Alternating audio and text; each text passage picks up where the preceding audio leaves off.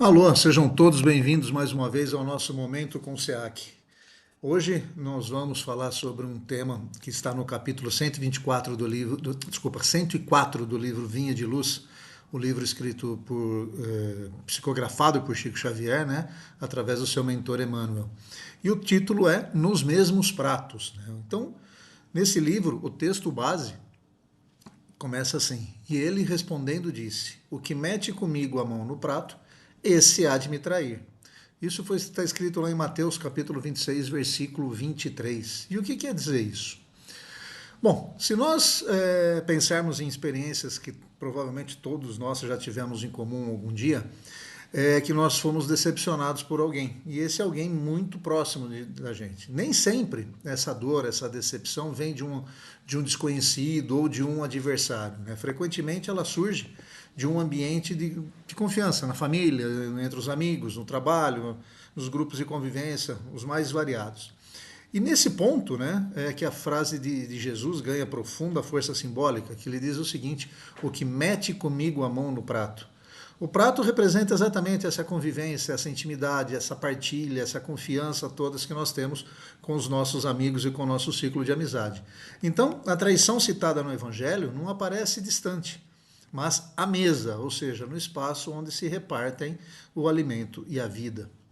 A proposta, porém, nesse texto, né, não é alimentar medo nas relações humanas. Longe disso, o Espiritismo nos ensina o Espiritismo não nos ensina a desconfiar de todos, mas a compreender melhor a natureza humana. Ou seja, começamos por nós mesmos, nós começamos a entender um pouco mais essa natureza humana. Então, a pergunta inicial que deve ser feita, né, poderia ser, por exemplo, como reagimos quando a ingratidão nasce justamente de onde esperamos amor, respeito ou lealdade. Então é um ponto para nós pensarmos. Bom, seguindo o contexto, né, o ensinamento de Emmanuel, ele diz exatamente isso, que a ingratidão nasce no campo da intimidade. E Emmanuel, nesse texto, né, nesse capítulo, recorda que os ataques externos dificilmente teriam levado Cristo à crucificação. Né? Ou seja, não tinha argumentos externos para que Roma, né, ou crucificasse Jesus. Então, era necessário que alguém do ciclo íntimo, alguém que conhecesse a rotina do mestre, alguém que tivesse participado da convivência direta com Jesus, passasse informações que levassem, né, a sua crucificação. Então, a lição é delicada, mas porém é muito atual. A ingratidão não costuma nascer no campo contrário, ou seja, a ingratidão não vem dos nossos inimigos. Ela muitas vezes é germinada, né? Onde há proximidade, onde há benefício recebido, onde há amizade, compromisso e confiança.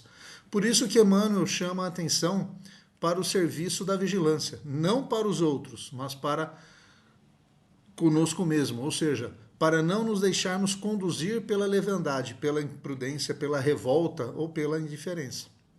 E aqui cabe um ponto importante, uma observação muito importante. Judas não deve ser apresentado como o símbolo absoluto do mal. Emmanuel fala em Judas redimido, lembrando, né, sempre que a visão espírita é sempre educativa e evolutiva. Ou seja, o espírito erra, sofre as consequências, né, aprende e prossegue. Não há condenação eterna, há responsabilidade e oportunidade de reparação. Então, a leitura desse texto, ela vai falar sobre prova, expiação, aprendizado. Então, à luz da doutrina espírita, né, as experiências dolorosas das relações humanas não são acidentes sem sentido. Elas podem, e normalmente funcionam, não, como provas que revelam nossa maturidade espiritual, como expiações que nos convidam à reparação de débitos antigos ou como oportunidade de educação da sensibilidade. Em outras palavras, quando alguém nos decepciona, duas histórias acontecem ao mesmo tempo. E a história do ato praticado pelo outro e a história da nossa reação íntima. O outro responderá pelo que fez, sempre. E nós responderemos pelo que faremos com a dor que recebemos. Essa distinção é libertadora, porque devolve ao nosso espírito o governo de si mesmo. A gente não fica preso ao fato, a gente começa a seguir as nossas os nossos pensamentos, a nossa maneira de agir. Então isso nos liberta bastante. Então a traição nesse sentido não é apenas uma ruptura, vamos chamar assim, de um acordo externo, né? Ela revela exatamente as nossas fragilidades, as ilusões, as dependências afetivas, orgulho ferido e expectativas que precisamos revisar, precisamos nos vigiá-las, né? Precisamos vigiar constantemente. A dor sempre é real, mas ela pode ser transformada também em consciência. Como que a gente transforma isso? Então, o que é essa verdadeira vigilância, né? Um dos pontos mais profundos dessa reflexão é perceber que antes de trair o Cristo, Judas traiu a si mesmo. Traiu a própria consciência, traiu a própria oportunidade, a própria convivência com o bem. Ou seja, em que momentos nós também traímos aquilo que já sabemos ser correto? Nesse ponto, eu sempre gosto de comentar bastante sobre o Pai Nosso. Quantas vezes lá no Pai Nosso nós falamos assim, perdoai as nossas dívidas assim como nós perdoamos aos nossos devedores? E aí eu pergunto, nós realmente perdoamos aos nossos devedores? Ou nós estamos fazendo uma promessa em vão? Ou seja, perdoe o que eu erro, mas o que os outros erram, dificilmente a gente perdoa. Será que nós também não estamos traindo a nós mesmos, né? Porque assim, nós, como comentado aqui, nós estamos traindo exatamente aquilo que nós sabemos que é o bem. Traímos a própria convivência com o bem. Então nós traímos a nós mesmos quando nós abandonamos a honestidade para agradar alguém. É um outro ponto também. Quando silenciamos a consciência para evitar desconforto, quando retribuímos o mal com o mal, quando permitimos que a mágoa nos torne duros, incapazes de amar. Ou seja, nós estamos traindo os próprios ensinamentos que nós recebemos de Cristo, que recebemos do Pai. Então a vigilância espírita, um outro ponto importante, não é o medo do mundo, mas sim é a atenção aos movimentos da própria alma, do próprio espírito. O discípulo de Jesus, né, nós, sempre somos chamados a observar os nossos pensamentos, as nossas intenções, nossos impulsos e principalmente as nossas respostas emocionais. Ao nosso dia a dia, nós somos chamados a refletir, a vigiar os nossos atos e pensamentos. Ou seja, a maior vitória não é impedir que alguém nos fira, é impedir que a ferida destrua nossa capacidade de continuar ao bem. Em outras palavras, né, eu sempre costumo dizer que o nosso problema não é o problema em si, mas sim como nós nos comportamos diante de uma situação, de uma desilusão ou de uma decepção, né? Então, voltando ao nosso ponto que a gente sempre estava falando lá do perdão, perdão não é ingenuidade, perdão é libertação com discernimento. O que significa isso? O capítulo 10 do Evangelho segundo o Espiritismo, ele ensina que a misericórdia se expressa no esquecimento e no perdão das ofensas. Mas é preciso compreender bem, perdoar não significa aprovar o erro, negar a dor, aceitar abusos, nem permanecer em situações destrutivas, né? Um ponto que é bastante interessante é que a gente fala de esquecimento, mas não no esquecimento mental. A gente fala, perdoar é quando eu retomo aquele ponto, mas aquilo já não me causa mais mal-estar, aquilo já não me causa mais aquele frio na barriga, aquela amargura. É quando eu trato aquele assunto como se fosse algo do passado. E uma outra coisa que é muito interessante, falando de perdão, é que o perdão não é bom para os outros, ele é bom para nós. Por quê? Porque eu retiro do meu coração exatamente o desejo de vingança. Aqui é muito interessante, porque quantas vezes nós falamos que queremos justiça, mas na verdade nós não queremos justiça. O que nós queremos é vingança. Então, isso é um ponto que para a gente poderia se aprofundar num outro evangelho, num outro vídeo, mas vamos deixar isso como ponto de observação. Então, perdoar é retirar do coração o desejo de vingança. É libertar-nos, né, do vínculo mental com a ofensa. É deixar de alimentar o rancor como se ele fosse uma forma de justiça, né?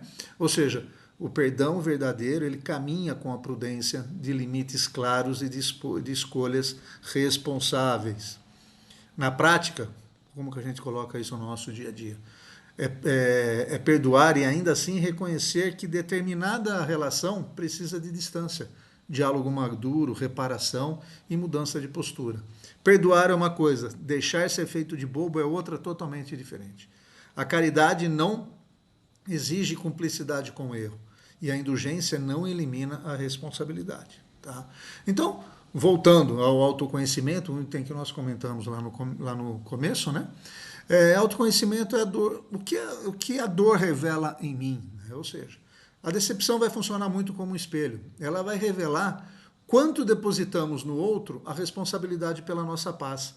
Revela expectativas ocultas, carências, necessidade de reconhecimento e fragilidade que ainda pedem cuidado. Nesse ponto aqui, quanto depositamos no outro a responsabilidade pela nossa paz, é interessante que nós temos muitas vezes o hábito de terceirizar os nossos problemas. Então, se a gente perguntar, por que você está desse jeito tão amargo? É porque a minha esposa, é meu filho, é meu emprego, é meu chefe. Ou seja, nós sempre colocamos num outro, nós sempre encontramos um outro para justificar exatamente as nossas fragilidades, as nossas interpretações sobre a vivência aqui na Terra. Então, merece sempre a gente refazer uma pergunta que é assim, né? Além do que o outro me fez, o que essa situação está me ensinando sobre mim? Veja, quando eu faço aquela pergunta, por que isso acontece comigo? E se eu mudar? O que eu preciso aprender nessa situação? Muda completamente a maneira da gente visualizar e da gente entender o momento que nós estamos passando. Essa pergunta, ela não absolve o ofensor, mas ela vai impedir que permanecemos presos sempre ao papel de vítima. E o Espiritismo nos convida à transformação ativa, não à passividade ressentida. Ao invés de perguntar por que comigo, a gente tem que perguntar o que eu preciso aprender, ou seja, o que eu preciso fazer, qual a minha ação nesse papel, nessa situação. É uma transformação ativa. E a cura interior, ela também começa quando nós reconhecemos essa dor, sem fazer dela identidade. Podemos dizer, por exemplo, fui ferido, mas eu não sou a ferida. Eu fui decepcionado, mas eu não preciso me tornar desconfiado. Sofri uma perda, mas posso preservar minha capacidade de amar e servir. Porque muitas vezes, quando nós passamos por uma situação, a gente começa a se desligar e querer se desligar de tudo. Se eu fui maltratado por um, eu vou ser maltratado por outro, por todos. E não é bem assim. E uma das coisas fundamentais que nós temos que fazer sempre é fazer com que as pazes com o passado. O que significa isso? É o seguinte, se aquele assunto lá atrás do passado ainda me incomoda, eu devo fazer sempre a seguinte pergunta. Legal, eu sofri. Tá bom. Mas o que eu aprendi? Perto do que eu sofri, eu cresci? Se a resposta for sim, baseado no que eu cresci, o meu sofrimento, a minha passagem lá atrás foi caro? Nós vamos ver que muitas vezes não.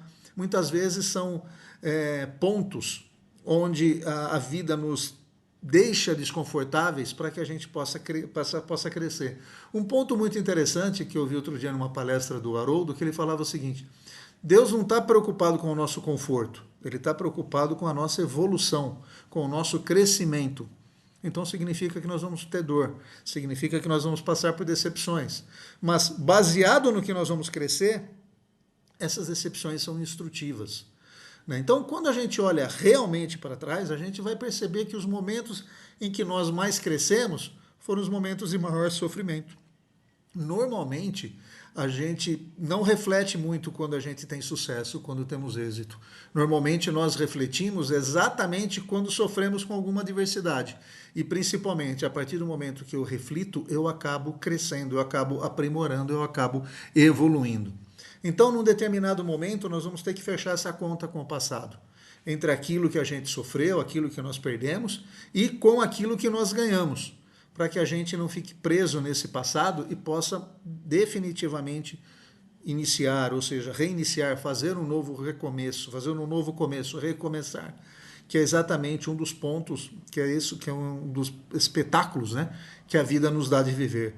Não é ficar preso ao passado, e sim crescer. A partir, já que eu não posso fazer um novo começo, eu posso começar agora e fazer um novo final. Lembre-se dessa frase? Vocês conhecem essa frase? Então é exatamente esse ponto que a gente tem que pensar. Então, Legal, mas lembra lá atrás, quando eu pedi para a gente pensar em uma situação de algo que nos trouxe um incômodo, alguém que nos traiu? E se nós pegarmos essa mesma situação e mudarmos a pergunta, né? Em vez de perguntar de uma situação, de lembrarmos de uma situação que nos trouxe ressentimento, se nós fizermos 3 perguntas, o que essa experiência me ensinou? Segunda, qual parte de mim que precisa ainda ser curada? E outra, qual a atitude cristã que eu posso dar hoje, mesmo que pequenina, para não alimentar mais essa dor? Então, nós vamos perceber que perdão, ele é um processo. Ele nem sempre nasce pronto, né? Nós vamos ter que, muitas vezes, começar com um passo bem humilde. Em uma situação humilde, por exemplo, a gente pode começar dizendo: Senhor, ainda não consigo sentir paz, mas desejo caminhar nessa direção. Nesse ponto, lembra lá atrás no Sermão da Montanha, bem-vindos humildes? Bem-aventurados os humildes, é exatamente isso. Eu ainda não consigo sentir paz no meu coração, mas eu consigo, mas me ajude a caminhar nessa direção. É humildade de perceber a nossa fraqueza, a nossa evolução ainda tão pequena. Então, quando nós falamos desse texto, vamos tentar trazer isso para o nosso dia a dia. Então, tudo isso que nós falamos significa vigiar sem endurecer. O que significa hoje? Isso, aprender com as experiências, mas não transformar isso em amargura, né? Não transformar isso em sofrimento. Perdoar sem se anular significa liberar o meu coração do rancor, mantendo sempre os limites saudáveis quando necessários, né? Ou seja, muitas vezes a gente quer fazer parte de uma situação, de um grupo, e somos ofendidos e nós relevamos para poder fazer parte daquilo. Não, você precisa guardar os seus valores. Você precisa saber quem você é. Orar por quem te feriu.